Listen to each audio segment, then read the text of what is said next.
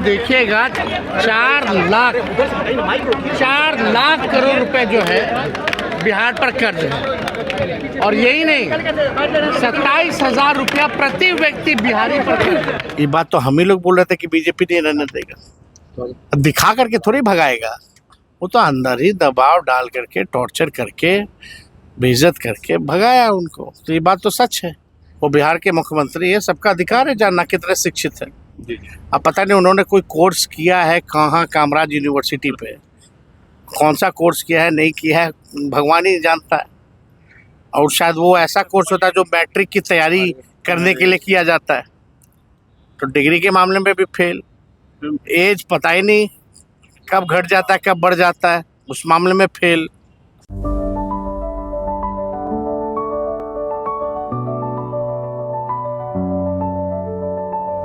Goal the result. नमस्कार, news 4 nation देख रहे हैं और मैं हूं आपके साथ रंजन सिंह। तेजस्वी यादव सदन के बाहर निकले और बिहार में नई सरकार के गठन के बाद 1 साल के समय के दौरान 40% समय जो है वैसे ही निकल गया।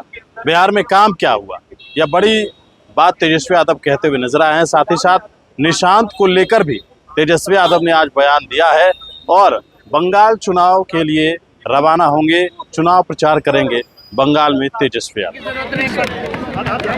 ठीक है, हर सरकार कर्ज लेती है, लेकिन आप देखिएगा 4 लाख करोड़ रुपए जो है बिहार पर कर्ज है, और यही नहीं 27,000 रुपया प्रति व्यक्ति बिहारी पर कर्ज है। सरकार के पास खजाने में पैसा नहीं है, कई लोगों को पेंशन नहीं मिल रहा, वेतन नहीं मिल रहा, बिना पैसे के कोई काम होने वाला नहीं। तेजस्वी जी सम्राट जी ने कहा कि व्यक्तिगत टिप्पणी नहीं करना चाहिए। कोई व्यक्तिगत टिप्पणी कौन किया है? बिहार के मुख्यमंत्री होने के नाते सबका अधिकार है कि वो कितने शिक्षित हैं जानना, कितने उन पे मुकदमे हैं ये जानना, लेकिन सब गोल मटोल है। उनका उम्र क्या है ये भी लोगों को नहीं पता है, उनको भी नहीं पता है, तो कौन सा एफिडेविट पे विश्वास करेगा? और कहाँ सम्राट चौधरी जी तो सचेतक थे हम लोग के दल में, तो पास तो यही से हुई है। आपका आरोप लगाया सर 5 साल में 5 सरकार जी, ठीक है, सरकार बनी, फिर नई सरकार बनी, यानी इस साल का 40% समय तो बर्बाद हो गया। तो काम कब हुआ? और आप सब लोग को पता है, निशांत भी कह रहे थे कि अमित अंकल ने बोल दिया है कि जब तक नीतीश जी रहेंगे 30 तक कोई दिक्कत नहीं रहेगा। नीतीश जी को जाना होता तो अपने स्वयं ही तो बोल सकते थे चुनाव के समय कि चुनाव के बाद हम चले जाएंगे। कभी तो चुनाव में नहीं बोला। ये बात तो हम ही लोग बोल रहे थे कि बीजेपी नहीं रहने देगा, दिखा करके थोड़ी भगाएगा।